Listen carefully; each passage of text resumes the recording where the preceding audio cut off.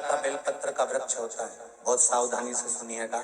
नवग्रह शिव महापुराण कथा हैदराबाद को। एक बेलपत्री का वृक्ष आप खड़े होना आपके घुटने तक होगा।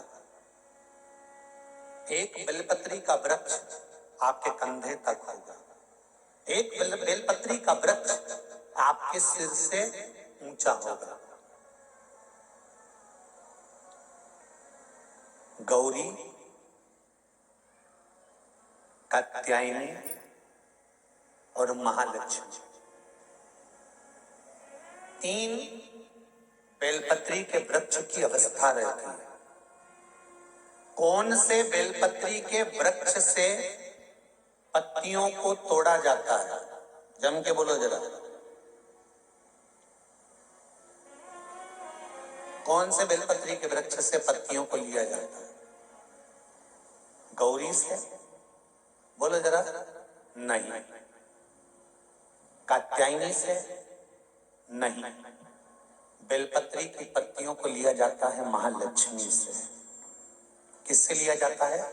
महालक्ष्मी से। जो तुम्हारे सिर से ऊपर हो, जिसकी छाया तुम पर पड़ रही हो, ऐसा वृक्ष बड़ा वृक्ष होना चाहिए, जिससे पत्ती को लेकर जब हम शंकर भगवान को समर्पित करते हैं तो लक्ष्मी को जब हम लेकर आते हैं और भगवान शंकर को जब देते हैं और उस पत्ती को हम वापिस जब उठाते हैं तो भगवान महालक्ष्मी को अपने घर में प्रदान कर देता है।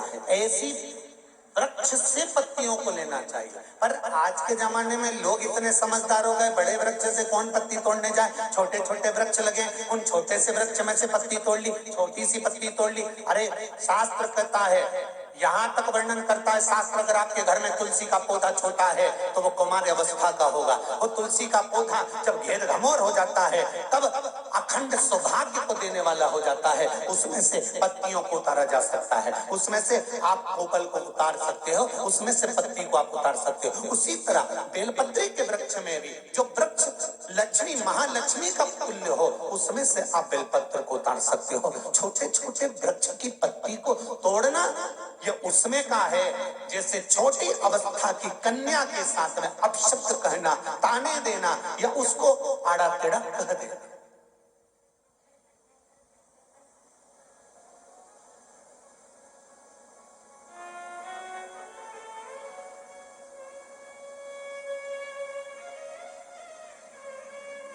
नवरात्र में कन्याओं का भोजन कराती हो कि सौभाग्यवती माताओं का भोजन कराती हो? जल्दी बोलो। कन्याओं का। तो सौभाग्यवती को कराने में क्या दिक्कत है? नवरात्र में सौभाग्यवती को भोजन कराने में क्या दिक्कत है? पर दुनिया के लोग कहते हैं कि नवरात्र में कुंवारी कन्याओं का भोजन कराना चाहिए। और जब सौभाग्यवती माताओं का भोजन होता है, सुहागन करते हो, जब तुम्हारे घर में जब सुवासनी करते हो, सौभाग्यवती माताओं का भोजन करते हो, तब कुंवारी कन्या का भोजन कराते हो क्या? नहीं, उस समय सुहागन माताओं का भोजन होना जरूरी है। ये एक अवस्था होती है कि कब कुंवारी कन्या को भोजन कराना है, कब सौभाग्यवती को भोजन कराना है, कब बटुकों को भोजन कराना है, कब ब्राह्मणों को भोजन कराना है, कब ब्राह्मण के बच्चे को भोजन कराना है, कभी साधु संत सन्यासी तपस्वी साधक उपासक को भोजन कराना है। एक समय की अवस्था होती है। जैसे जिसकी पत्रिका में मंगल होता है, जिसकी राशि के अंतर्गत मंगल होता है और उसका विवाह नहीं हो रहा, या मंगल होने के कारण उसको तकलीफ आ रही है, या विवाह हो भी गया तो संबंध टूटने जैसा हो गया, कहीं कहीं अदालत में कार्रवाई चलने लगी, कहीं कहीं विवाद जैसी स्पर्धा उत्पन्न हो गई, कहीं कहीं विवाद सामने आ गया, तो उसको कुछ नहीं करना चाहिए। अगर बाजार जाए, अगर मूंगा किसी की अंगूठी में लगा हुआ हो, या मूंगा कहीं उसके घर में पड़ा हो, या मूंगे की माला पड़ी हुई हो, उस मूंगे का पानी, मूंगे को पानी में डाल दो और उसका पानी शंकर भगवान को मात्र 31 दिन तक लगातार चलाना प्रारंभ कर दे, अदालत में केस बंद हो जाएगा और पति पत्नी वापस एक जैसे हो जाएंगे, वापस जुड़ जाएंगे। और अगर विवाह नहीं हो रहा है तो मंगल राशि वाले का अगर विवाह भी नहीं हो रहा तो मंगल विवाह आनंद के साथ पूर्ण होगा। ज्यादा भटकना, बस 31 दिन तक मूंगे का पानी, जो मूंगा आप लोग अंगूठी में पहनते हो, हाथ में पहनते हो, माला पहनते हो, उसी मूंगे को पानी में डालकर उसका जल शंकर को चढ़ाना प्रारंभ कर दो।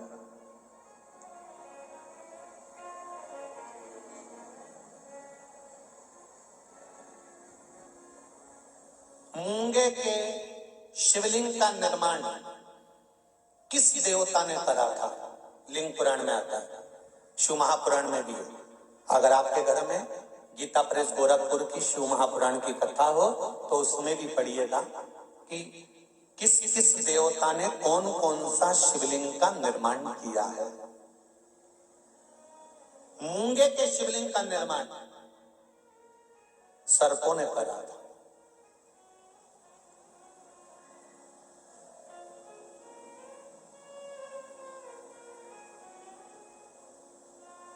जब शिवलिंग का निर्माण हुआ, पूजन हुई, शिवजी ने आकर आशीर्वाद प्रदान करा, तब सर्पों ने केवल एक बात मांगी थी कि हमारी इन सर्प कन्याओं, ये साप की बेटियां हैं, सर्प की बेटियां हैं, सर्प के पुत्र हैं, इनका विवाह कैसे होगा?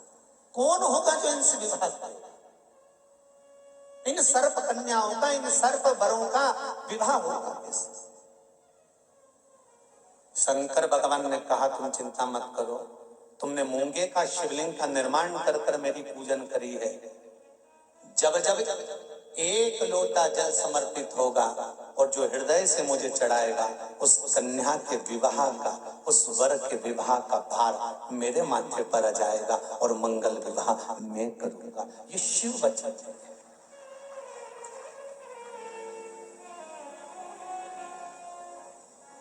एक बहुत सुंदर सा प्रसंग है, जरा ध्यान दीजिएगा।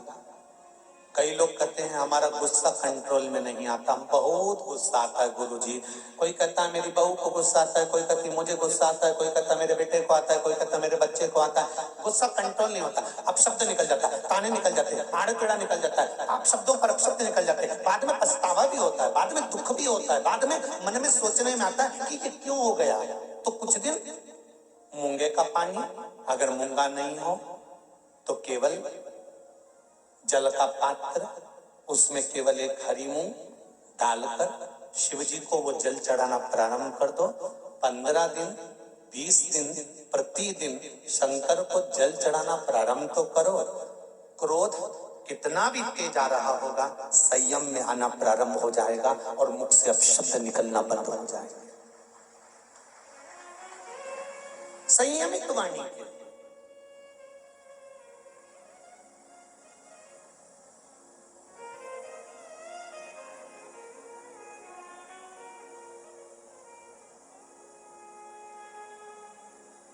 केवल शंकर भगवान की आराधना किस रूप में करना है, कैसे करना है, किस तरह से करना है, शंकर भगवान की पूजन किस रूप में करना है, किस तरह से करना है, हमको शिव महापुराण के माध्यम से ये सीखना है। क्यों? क्योंकि हम बहुत सी गलतियां करते हैं साहब। जरा जरा सी बात में अदालत में केस पहुंच जाता है, जरा जरा सी बात में पति पत्नी अलग हो जाते हैं, जरा जरा सी बात में भाई भाई अलग हो जाते हैं। कारण क्या है?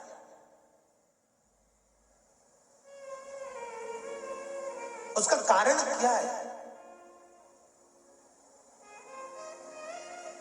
जेठानी को मालूम है मेरा पति कमा रहा है, देवरानी को मालूम है मेरा पति कमा रहा है, जेठानी को देवरानी को दोनों को मालूम है कि सास और ससुर की जो जायदाद होगी वो आधी आधी मिलेगी। फिर लड़ाई किस बात की है? फिर विवाद किस बात का है? फिर भाइयों में तकलीफ किस बात की है? फिर ननंद को मालूम है कि मेरे को भी एक दिन जाना है और भाभी को भी यहाँ पर रहना है, तो फिर ननंद और भाभी में विवाद किस बात का है? हमें बस ये समझना है कि लड़की अच्छी देखी, परिवार अच्छा देखा, कुटुंब अच्छा देखा, लड़का अच्छा देखा, परिवार अच्छा देखा, फिर विवाद किस चीज के लिए होता है? वो विवाद किसी दूसरी चीज का नहीं होता। विवाद केवल हमारे ग्रहों का, हम जो सोचते हैं, बहुत अभिलाषा लेकर आते हैं, वो पूर्ण नहीं होती तो तकलीफ आती है। उसको पूर्ण करने के लिए परिवार वालों पर जोर नहीं दिया जा सकता, उसको पूर्ण करने के लिए मेरे देवाधिदेव महादेव से कहा जा सकता है कि तेरे भरोसे पर ये कार्य किया, तेरे बल पर।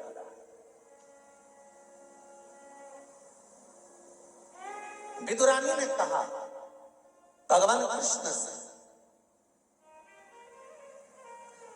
ठाकुर एक बात आपसे पूछना है। भगवान कृष्ण ने पूछा, पारसमणी काकी विदुरानी जी पूछिए, क्या पूछना है? विदुरानी कहती है मुझे केवल इतना सा पूछना है कि भगवान अपने भक्त से उसकी प्रिय चीज, उसकी प्रिय वस्तु क्यों छीन लेता है? भगवान कृष्ण कहते हैं पारसंगी, काकी जी, विदुरायन जी, जिस समय आपकी कोई चीज भगवान, आपकी कोई चीज भगवान छुड़ा ले, तब आपको नाचना चाहिए, खुश होना चाहिए। क्यों? पूरी दुनिया के सेठों को छोड़कर परमात्मा को तू ही ऐसा सेठ मिला जिससे कुछ लेकर परमात्मा गया है।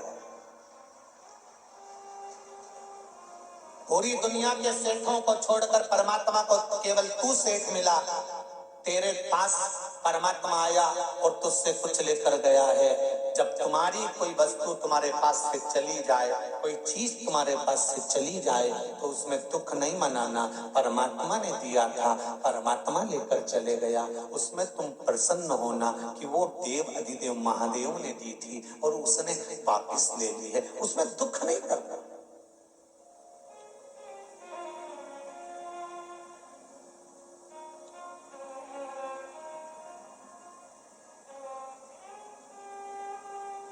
जब कोई मरता है ना तो घर के लोग रोते हैं, इनको कोई रुलाता है? अरे बोलो तो सही भाई, शादी में महिला संगीत में डांस करना है, नाचना है, तो उसकी तो प्रैक्टिस करना पड़ती है 15 दिन पहले। पर कोई मरे तो इतने सारे लोग आएंगे तो बैठ के रोना पड़ेगा, तो इसकी प्रैक्टिस कोई कराता है? अरे बोलो जम के कोई कराएगा? नहीं, इसकी प्रैक्टिस नहीं कराई जाती और रोने की प्रैक्टिस नहीं कराई जाती। पार्वती जी ने शिव जी से पूछा कि ये मरने के बाद परिवार वाले क्यों रोते हैं?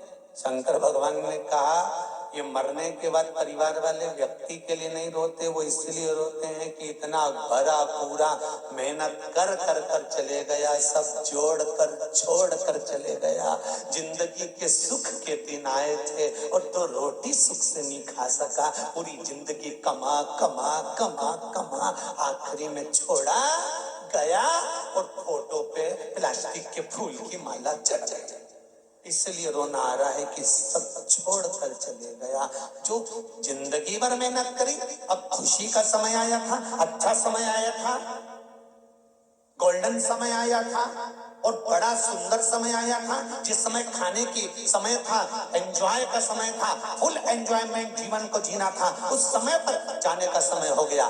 निवेदन करूंगा हैदराबाद वालों, जितने लोग आस्था पर कथा सुन रहे हैं, फेसबुक पर सुन रहे हैं, प्रतिदिन हर पल हर क्षण हर घड़ी जितने दिन आपकी जिंदगी के हैं, ये मत सोचना कि परसों के दिन मैं अच्छे से ये कर लूंगा, मैं कल ये कर लूंगा, मैं नरसों ऐसा कर लूंगा, मैं 8 दिन बाद ऐसा कर लूंगा, मैं 15 दिन बाद ऐसा कर लूंगा। नहीं, शिव महापुराण की कथा कहती है, काल करे सो आज कर। जिंदगी का कोई ठिकाना नहीं, श्वास का कोई भरोसा नहीं, इस मनुष्य देह का कोई ठिकाना नहीं, कब जाना पड़ जाए। इसलिए रोज प्रतिदिन सुबह से उठने के बाद अपनी दिनचर्या को ऐसे जीना कि कल का दिन आए कि नहीं आए, आज ही फुल एंजॉयमेंट, खूब जोरदार छोटी मोटी करके डेंटिंग पेंटिंग करके खाया पिया मौज करा और अपनी जिंदगी को मस्त जिए, रो कर नहीं।